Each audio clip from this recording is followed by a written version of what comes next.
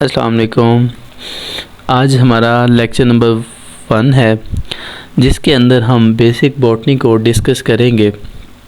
मैंने एक session start किया है जिसके अंदर हम जो बेसिक बॉटनी की टर्मिनोलॉजीज़ हैं और जो उसके बेसिक कॉन्सेप्ट्स हैं वो हम इसके अंदर क्लियर करेंगे। ठीक है, उसके अंदर मेरा जो लर्निंग ऑब्जेक्टिव है वो ये है कि भाई हम लोग सबसे पहले देखेंगे कि भाई प्लांट के जो प्रोसेस हैं, ठीक है, जो प्लांट की ग्रोथ को इफ़ेक्ट करते हैं, सबसे पहले हम वो डिस्कस करेंगे। उसके बाद हम बोटेनिकल नोमेनक्लेचर के अंदर क्लासिफिकेशन सिस्टम को डिस्कस करेंगे, अंडरस्टैंड करेंगे। उसके बाद हम मोनोकॉट, डाइकॉट और यू डाइकॉट को अंदर मतलब जो फ़र्क है वो डिस्टिंग्विश करेंगे। उसके बाद हम लोग देखेंगे पार्ट्स ऑफ प्लांट के बेसिक पार्ट्स ऑफ प्लांट देखेंगे, उनके फंक्शंस देखेंगे और उनके लिए जो स्पेशलाइज्ड टर्म्स वगैरह यूज़ होती हैं वो भी हम इसके अंदर डिस्कस करेंगे। और उसके बाद हम देखेंगे कि भाई प्लांट की मार्फोलॉजी उसको क्लासीफाई और आइडेंटिफाई करने के लिए कैसे हेल्पफुल होती है। तो आइए आज का हम जो लेक्चर नंबर 1 है उसको स्टार्ट करते हैं। सबसे पहले हम चलते हैं इसके बेसिक बॉटनी के इंट्रोडक्शन की तरफ। सबसे पहले हमारे पास आ जाती है वर्ड आ जाता है हमारे पास बॉटनी कि भाई व्हाट इज़ बॉटनी। कि भाई बॉटनी के अंदर ये है कि जैसा कि हम तारीफ़ पढ़ते हैं साइंटिफिक स्टडी ऑफ प्लांट्स के पौधों के साइंसी मुताले को हम बॉटनी का नाम देते हैं। अब इस साइंसी मुताले के अंदर कौन कौन सी चीज़ें आ जाती हैं उनको भी हम देखते हैं। सबसे पहले इसके अंदर आ जाती है क्लासिफिकेशन कि भाई पौधों को ग्रुप्स के अंदर और उनके सब ग्रुप्स के अंदर जो उनकी डिवीज़न है वो आ जाती है, उसे हम क्लासिफिकेशन का नाम देते हैं। उसके बाद उसकी एवोल्यूशन आ जाती है प्लांट्स की कि भाई उनका जो इर्तिकाई रिश्ता है, जो उनकी एवोल्यूशन है वो क्या है। उसके बाद हम उसका स्ट्रक्चर देखते हैं। स्ट्रक्चर की आगे फर्दर 2 टाइप्स होती हैं, एक होता है इंटरनल स्ट्रक्चर जिसे हम एनाटॉमी का नाम देते हैं और दूसरा एक्सटर्नल स्ट्रक्चर होता है जिसे हम मार्फोलॉजी का नाम देते हैं। उसके बाद हमारे पास आ जाती है फिजियोलॉजी।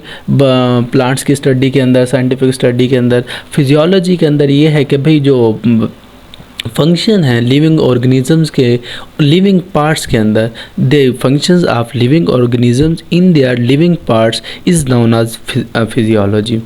उसके बाद हम देखेंगे इकोलॉजी। इकोलॉजी क्या है कि भाई जो लिविंग ऑर्गेनिज्म का रिलेशनशिप है उनकी इन्वायरमेंट के साथ, वो इसके अंदर आ जाता है इकोलॉजी के अंदर। उसके बाद हम प्लांट्स के जो यूजेस हैं उसको भी डिस्कस करते हैं इसके अंदर साइंटिफिक स्टडी के अंदर। और इस साइंटिफिक स्टडी ऑफ प्लांट्स को हम प्लांट साइंस का नाम भी देते हैं और उसके अलावा इसे हम प्लांट बायोलॉजी का भी नाम देते हैं। ठीक है, तो ये है बॉटनी की एक तारीफ़, मतलब बेसिक। उसके बाद हम चलते हैं हॉर्टिकल्चर की तरफ कि भाई ये हॉर्टिकल्चर क्या होता है। ठीक है, हॉर्टिकल्चर ये एक ऐसा आर्ट और साइंस है जिसके अंदर क्या होता है कि भाई प्लांट्स को कल्टीवेट किया जाता है, कि भाई प्लांट्स को क्या करते हैं, उगाते हैं।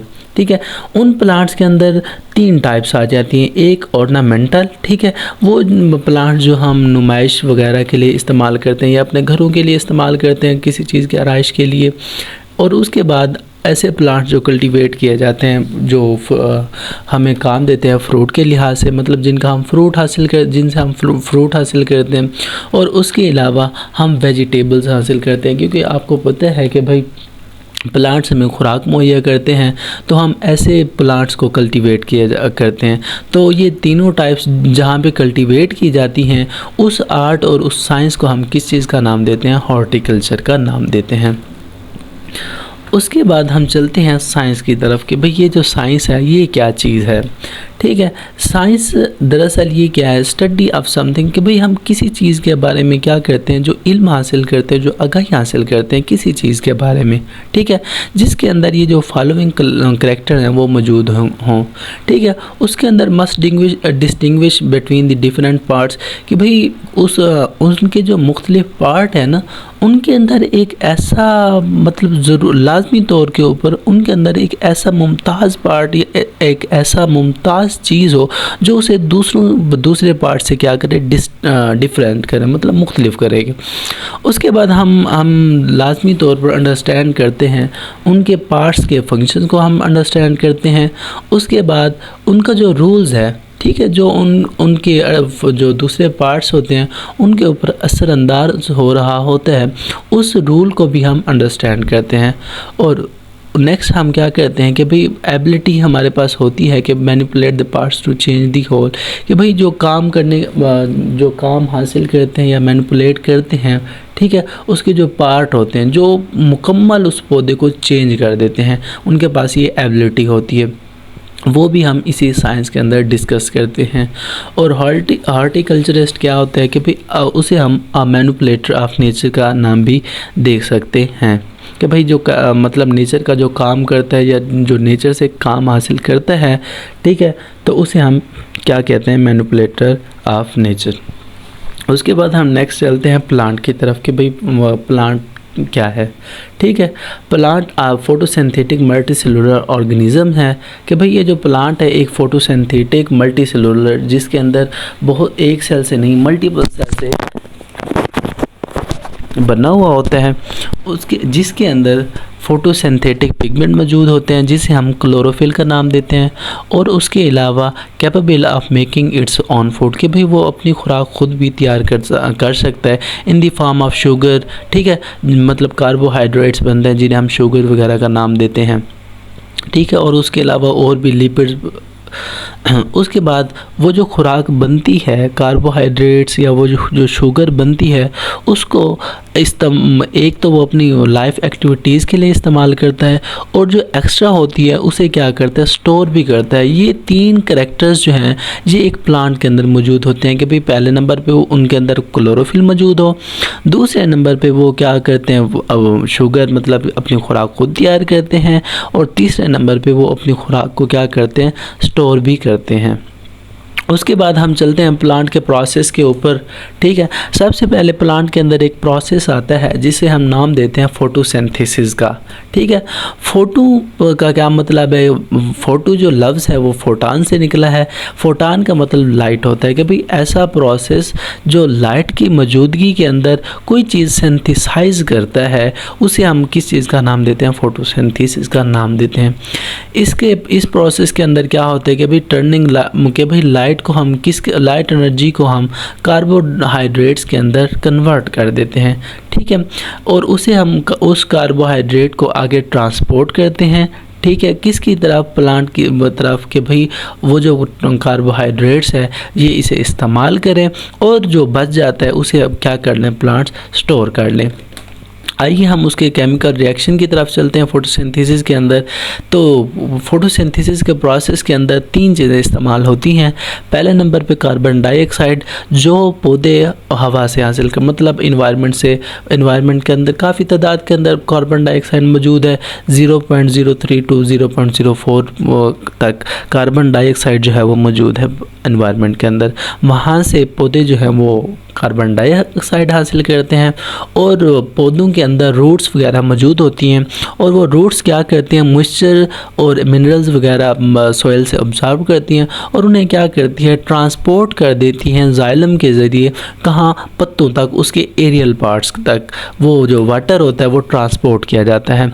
अब उस वाटर को ये इस्तेमाल करते हैं, पहले नंबर पे कार्बन डाइऑक्साइड वो इन्वायरमेंट से लेते हैं, उसके बाद उस जो उनकी रूट्स होती हैं वो वाटर ऑब्जॉर्ब करती हैं, और वो वाटर इस्तेमाल करते हैं फोटोसिंथेसिस के अंदर, और प्लस उसके अंदर क्या इस्तेमाल करते हैं, लाइट। ठीक है, दिन के वक्त सनलाइट मौजूद होती है, इनके अंदर क्लोरोफिल मौजूद होता है जो ग्रीन पिगमेंट्स है, और वो क्या करता है, एक जो मतलब ख़ास किस्म की वेवलेंथ वाली लाइट्स है उसको ऑब्जर्व करके क्या करता है, फोटोसिंथेसिस का प्रोसेस कराता है। मेन इसके अंदर सनलाइट आ जाती है, और उसके अलावा अगर हम कोई आर्टिफिशियल लाइट उसे देते हैं प्लांट्स को, अगर वो उस वेवलेंथ की हो लाइट, ठीक है, जो प्लांट्स को नीड है, क्लोरोफिल मतलब जो वेवलेंथ की लाइट ऑब्जर्व करता है, अगर वो वेवलेंथ वाली लाइट हम आर्टिफिशियल तौर पर दें तो फिर भी जो प्लांट है वो क्या कर सकता है, अपनी फोटोसिंथेसिस का जो प्रोसेस है वो कंटिन्यू कर सकता है। ठीक हो गया। उसके बाद ये क्या करते हैं, शुगर बनाते हैं, C6H12O6 बनाते हैं, जिसे हम शुगर का नाम देते हैं या कार्बोहाइड्रेट्स का नाम देते हैं। ठीक है, और उसके अलावा ये ऑक्सीजन भी क्या करता है, रिलीज़ करता है। ठीक है। ये सारा का सारा जो प्रोसेस है इसे हम फोटोसिंथेसिस का नाम देते हैं।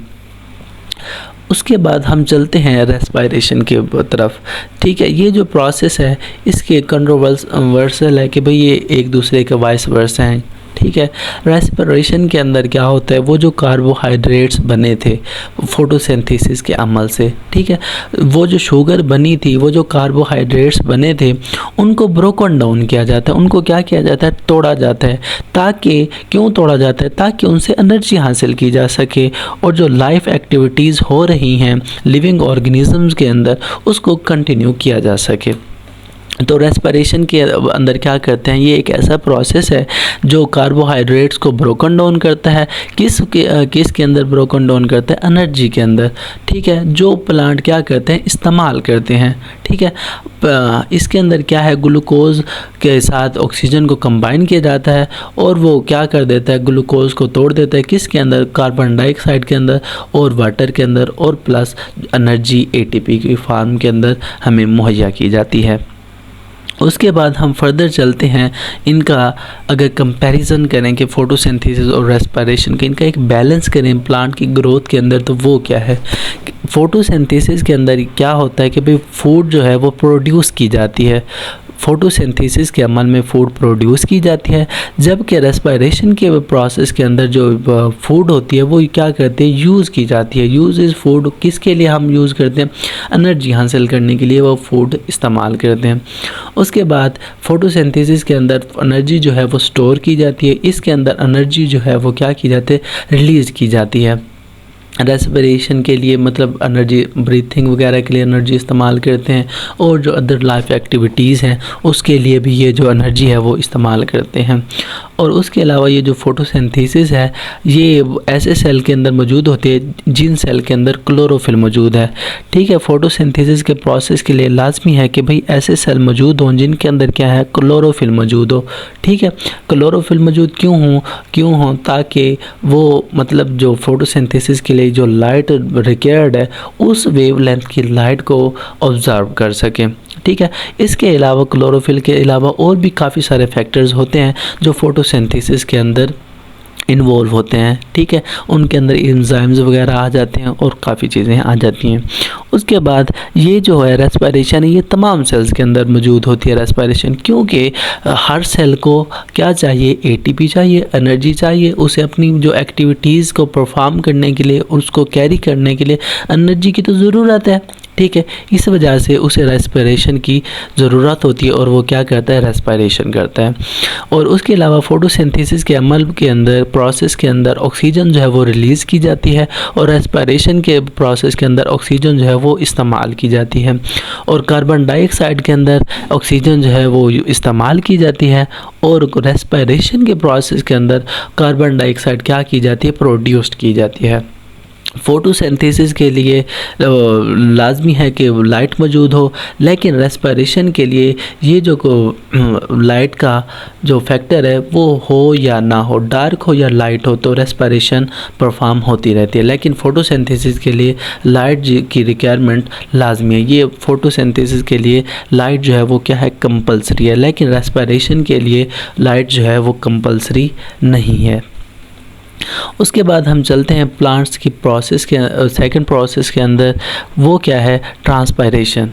ट्रांसपायरेशन के अंदर क्या है कि भाई ये ऐसा प्रोसेस है जिसके अंदर क्या होता है कि जो मॉइस्चर, ठीक है, जो नमी या जो वाटर रूट्स जो हैं वो ऑब्ज़र्व करती हैं और उसे क्या कर देती हैं, ट्रांसपोर्ट कर देती हैं, कैरी कर देती हैं, किसके ज़रिए, जाइलम के ज़रिए, किसके अंदर, लीफ के अंदर। अब क्या होता है, इन्वायरमेंट अगर हार्श इन्वायरमेंट हो, मतलब बाहर का जो टेम्परेचर है वो ज़्यादा हो, तो दिन के वक्त जो स्टोमेटा के पोर्स हैं और स्टोमेटा जो है वो ओपन होता है, ठीक है। जैसे वो स्टोमेटा ओपन होता है तो वो जो मॉइस्चर है, वो जो नमी है, वो जो वाटर है, स्टोमेटा से क्या होता है, ट्रांसपायर हो जाता है, रिलीज़ हो जाता है, ठीक है। और इस तरह से where it is release as vapour into the atmosphere, जो किस फॉर्म के अंदर रिलीज़ होता है, वेपर्स की फॉर्म के अंदर रिलीज़ होता है, ठीक है। ट्रांसपायरेशन का प्रोसेस कौन सा प्रोसेस है? ऐसा प्रोसेस है द रिमूव। अगर हम इसकी डेफिनेशन देखें, आसान सी डेफिनेशन देखें, बेसिक कंसेप्ट के लिहाज से डेफिनेशन देखें तो वो ये बनती है, the removal of water from aerial parts of plants is known as transpiration. उसके अंदर जो ट्रांसपायरेशन को के ऐसे फैक्टर जो ट्रांसपायरेशन को इंक्रीज़ करते हैं, उसके अंदर सबसे पहले आ जाता है वार्म टेम्परेचर। कि अगर टेम्परेचर बाहर का जो इन्वायरमेंट का टेम्परेचर ज़्यादा हो तो क्या होगा, वहाँ पे मॉइस्चर की कमी हो जाएगी। तो जो वाटर है वो आपको पता है हायर कंसंट्रेशन से लोअर कंसंट्रेशन की तरफ मूव करता है। तो प्लांट के अंदर वाटर की जो कंसंट्रेशन है वो ज़्यादा हो जाएगी और इन्वायरमेंट के अंदर वाटर की कंसंट्रेशन कम हो जाएगी। तो वाटर क्या होगा, ट्रांसपायर होगा प्लांट से। उसके बाद अगर ब्राइट सनलाइट हो कि भाई अगर सूरज है वो फुल चमक धमक के साथ तो साफ ज़ाहिर है उसका जो टेम्परेचर है वो ज़्यादा हो जाएगा। और उसके अलावा जो लो रिलेटिव ह्यूमिडिटी, कि भाई अगर हवा के अंदर नमी कम हो, मतलब लू जैसे चल रही होती इस तरह से, तो इससे भी क्या होता है, ट्रांसपायरेशन का जो प्रोसेस है वो इंक्रीज़ हो जाता है। और उसके अलावा अगर विंड हवा चल रही हो तो फिर भी ट्रांसपायरेशन का जो प्रोसेस है वो इंक्रीज़ हो सकता है। और अगर जो सॉइल है वो क्या हो, मॉइस्ट हो, ठीक है, तो उससे भी जो ट्रांसपायरेशन का प्रोसेस है वो इंक्रीज़ हो सकता है। ठीक है। Dry wilt versus wet wilt, ठीक है, जो ड्राई होता है वो किससे है, वेट विल्ट से है। कि भाई जो ड्राई वो एक दूसरे के वर्सेस है, कंट्रोवर्शियल है। ठीक है। आज के लेक्चर आज तक के लिए इतना ही काफ़ी है। नेक्स्ट हम मूव करेंगे उसकी प्लांट की क्लासिफिकेशन के अंदर, वो हम मज़ीद डिस्कस करेंगे लेक्चर नंबर 2 के अंदर। आज तक के लिए इतना ही काफ़ी है। अल्लाह हाफ़िज़।